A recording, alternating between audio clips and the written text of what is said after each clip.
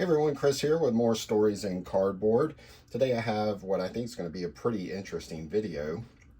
It's going to be a little bit of a longer video, but I think it's going to be an interesting video as we kind of look at a little bit of history for professional football.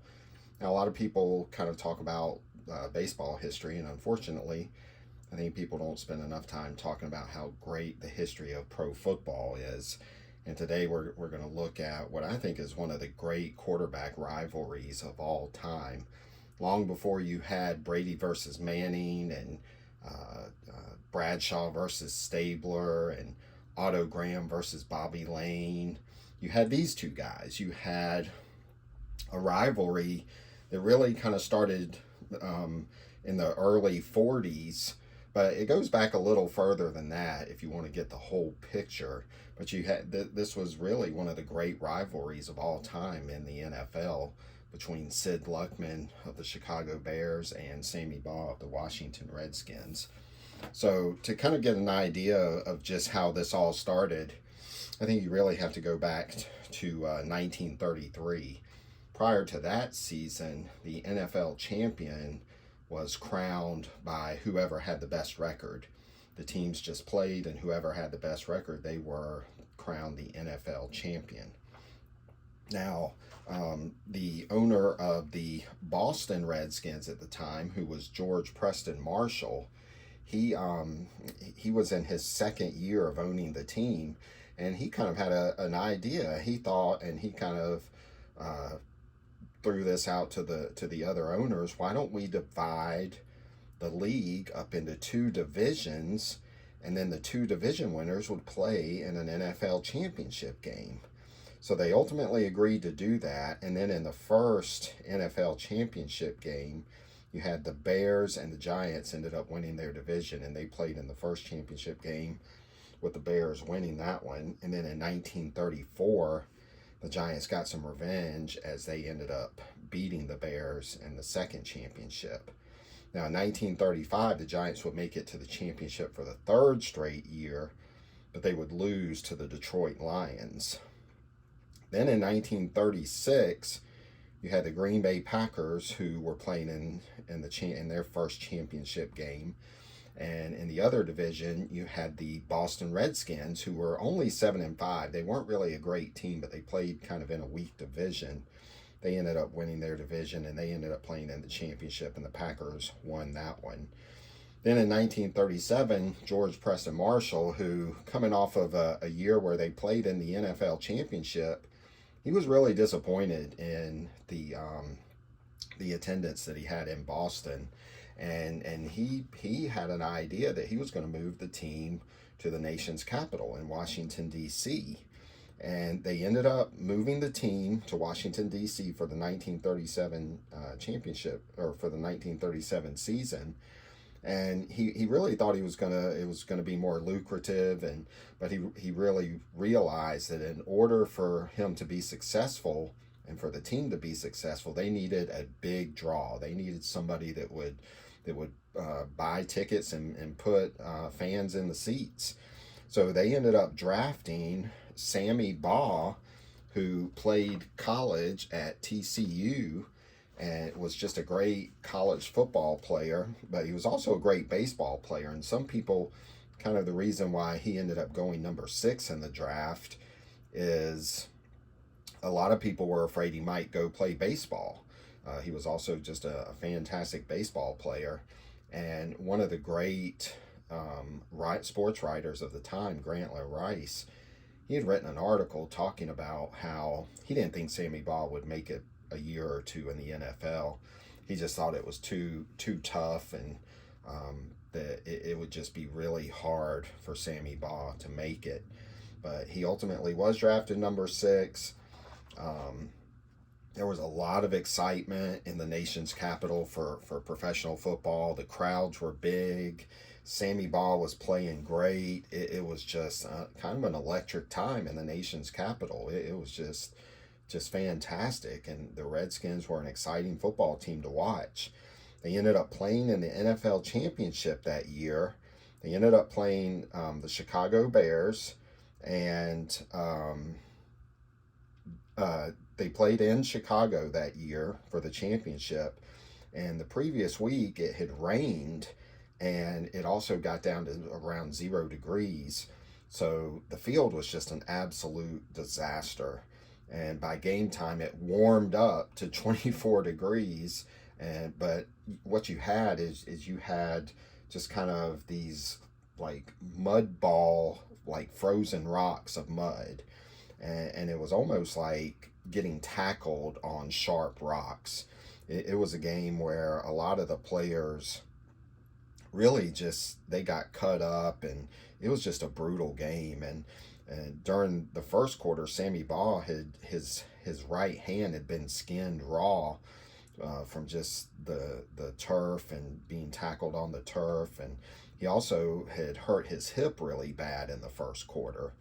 So in the second quarter, he ends up coming out, and the Redskins were kind of struggling a little bit. The Bears were winning 14-7 in the second quarter, and Ball comes back limping in the third quarter, with his hand all messed up, and but he ended up just having an incredible second half at this point, and he ended up tying the game with a 55-yard touchdown pass to future Hall of Famer Wayne Money Player Milner. That ended up tying the score, and then after a stalled drive by the Bears, they were kicking a field goal, and Bernie Masterson, who was also their quarterback, bobbled the snap but gained control and threw a touchdown pass to give the Bears a 21-14 lead. So, needing to answer in the third, Baugh found Milner again for a 63-yard touchdown to tie the score up. So, he and Milner kind of had some chemistry going here, both just really great players, future Hall of Famers. Then in the fourth quarter, Baugh throws a 35-yard touchdown to another one of their really good ends, Ed Justice. They took a 28-21 lead. And then this is when the game really got interesting. Sammy Baugh ended up tackling Bears and Dick Plasman on the Redskins sideline. Now, Dick Plasman was the last player to not wear a helmet in the NFL, so he kind of has that distinction. But anyhow, he got tackled by the Redskins bench. Plasman, who wasn't too happy with the extracurricular stuff, ended up throwing a punch at Baugh. And immediately the Redskins bench just jumps on Plasman, and they just start wailing on him. And then the Bears sideline rushes over. And what you had here for the next few minutes is you just had both teams just going at each other. They were throwing punches. It was a real throwdown fight. And then finally, after several minutes, it was broken up by police and ushers that were working the game. Now, the Bears had one more chance to tie the score up, and Bernie Masterson was leading the way, kind of driving them down the field. And then Masterson hit in Les McDonald, who was wide open at the 32-yard line, but McDonald almost bumped into the ref and kind of slipped on the slippery part of the field. And by the time he was actually kind of able to regain traction and get redirected, he had been chased down from behind by Cliff Battles and Sammy Baugh and was tackled at the 12-yard line. Now, ultimately, the Redskins held up. They kept the Bears out of the end zone. And I really believe that this is where this rivalry was born. This was such an intense football game, and just a lot of animosity in this game. And I think this is where the Redskins-Bears rivalry really kind of started taking off. Then in 1938, the Bears got a little bit of a revenge as they beat the Redskins in the regular season 31-7, but neither team ended up winning their division, so they didn't meet in the championship. That year you had the New York Giants defeating the Green Bay Packers in the championship. Then in 1939, the Bears drafted Sid Luckman, number 2 overall in the NFL draft. Sid Luckman played college football at Columbia. And so now you have both Sid Luckman and Sammy Baugh are in the league here. And, you're going to really start to see their rivalry start to bud. Now, they did not play each other in 1939. And again, neither team had won their division, so they didn't play in the championship. And one thing worth noting, in 1937, after that championship game, Bronco Nagurski of the Bears ended up retiring, and so did Cliff Battles. So you had a couple of years where the Redskins and Bears were trying to get back to that prominence and get back to the championship game. And then this is when things really get interesting. In 1940, they meet in a late season game, just an important game in which the Redskins win 7-3. Now, the game ended on a controversial no call pass interference in the end zone when Sid Luckman threw a pass to Bill Osmanski, but he had his arms pinned by the Redskins defensive back Frank Philcock. Now, after this, when this kind of happened, this was literally the last play of the game. And George Halas runs on the field and he's just berating the referees, and he's just beside himself. And he just couldn't believe that it was a no call. And from everything I've read, most accounts tend to think that it was an egregious no call, that it definitely should have been called pass interference. So George Preston Marshall never one to go easy on people. He was pretty much just a ruthless trash talker. But he called the Bears a bunch of crybabies and said they can't take defeat, that they're a first half club, that called them quitters, and that they're the world's greatest crybabies.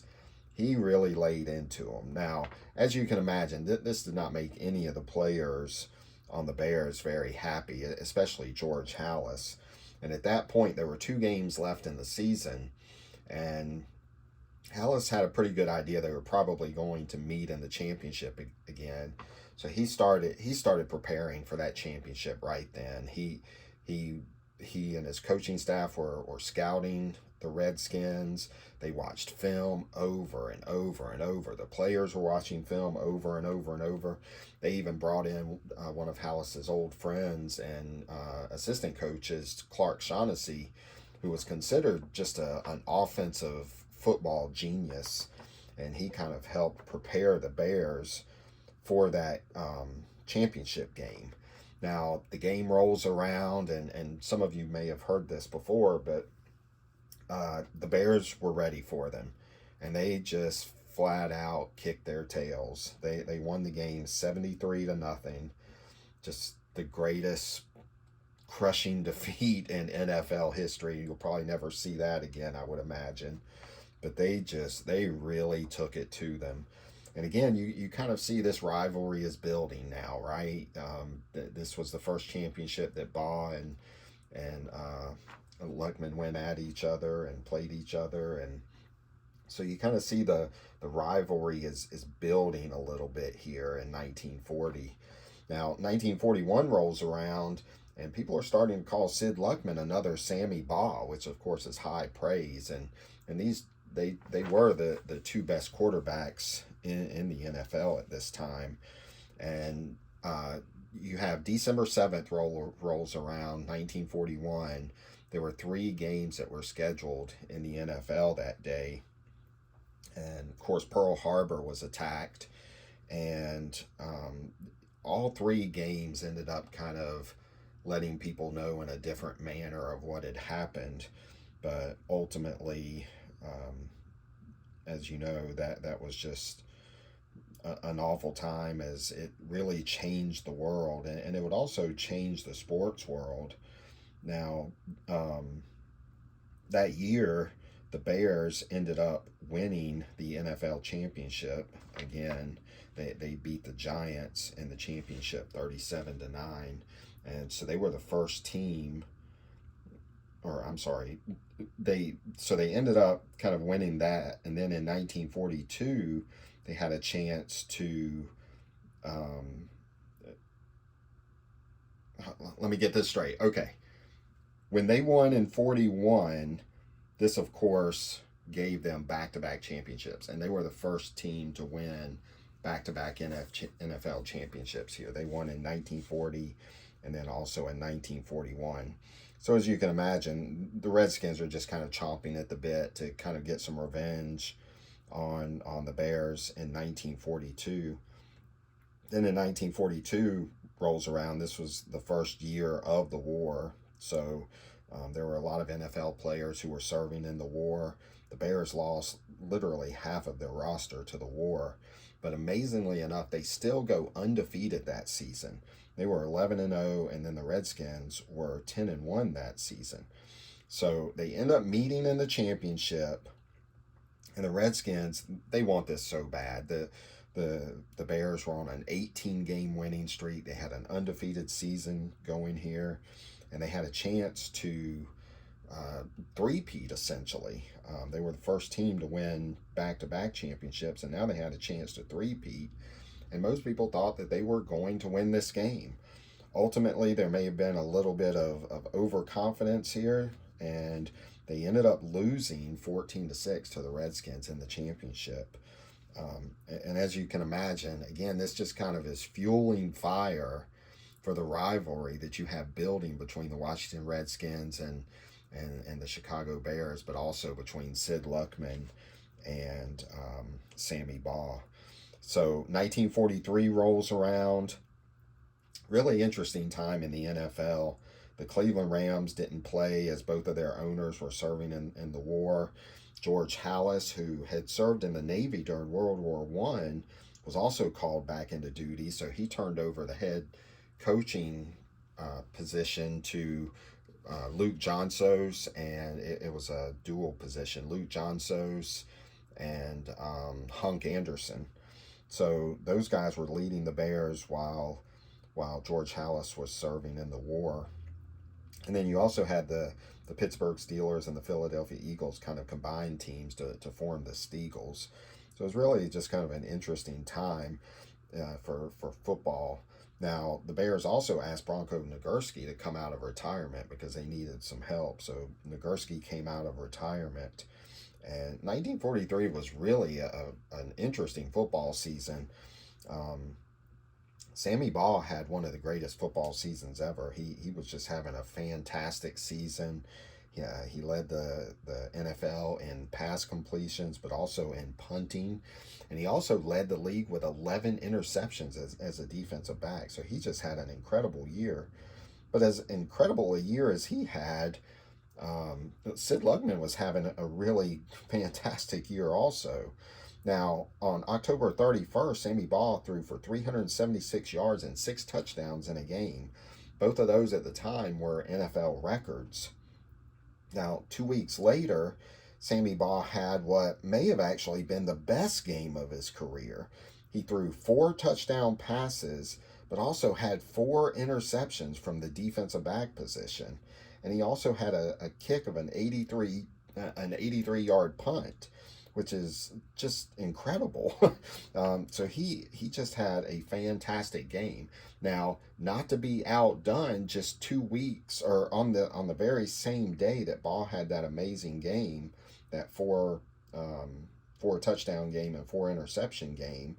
This was just 2 weeks after Baugh had set the record for 6 touchdowns in a game. Sid Luckman, they were playing the Giants in New York. And with Luckman being from New York, they ended up having Sid Luckman Day. The Giants decided to honor Sid Luckman. And so they honored Sid Luckman. Luckman comes in and he throws 7 touchdown passes in that game and ends up breaking the record that Sammy Baugh had just set a couple of weeks prior to that. Now, Luckman, is as fine a season as Sammy Baugh ended up having that year, Luckman ended up winning the MVP that year. Now, then in the championship in 1943, this was a game where Sid Luckman just had a fantastic game. As you can imagine, he really wanted this game. After losing to the Redskins in 1942, he really, really wanted this game so bad against the Redskins. They ended up winning that championship 42-21. Sammy Baugh ended up getting concussed in that game and missed part of the game just because he was really out of it. Not only did Luckman have a great game passing the ball, but he also had 3 interceptions as a defensive back in that game. Just a fantastic game by him.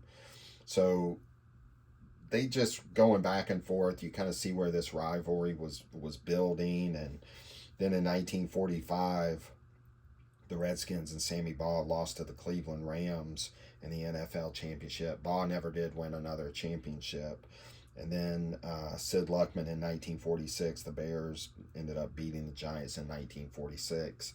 And that was Sid Luckman's fourth NFL championship. So they had quite the rivalry. You could really compare it to what Peyton Manning and Tom Brady had. Just a fantastic rivalry that I believe really doesn't get talked about enough in today's sports. And I think this is just a great example of why personally I love vintage football. I think there's a lot of history that people don't know about, and I think if people were to take some time and really get to know it and just you would enjoy it. I think it's really interesting, just some of the rivalries that were built, some of the great characters that they had, and just a great time for the NFL. And like I said, I believe these two guys really helped the NFL stay afloat. They could have very easily gone bankrupt, and there was some real fear that the NFL would go bankrupt during the war and during the 1940s, even after the war ended. And these guys kind of were two players that helped keep it together. And then we went into the 1950s, and that's a whole nother story for a different time. But anyway, that's what I have for today. I hope you enjoyed this. I think it's a great story. I think these two cards really do tell a story about the NFL in the late 30s and the 40s. I appreciate everyone watching, and we'll see you next time.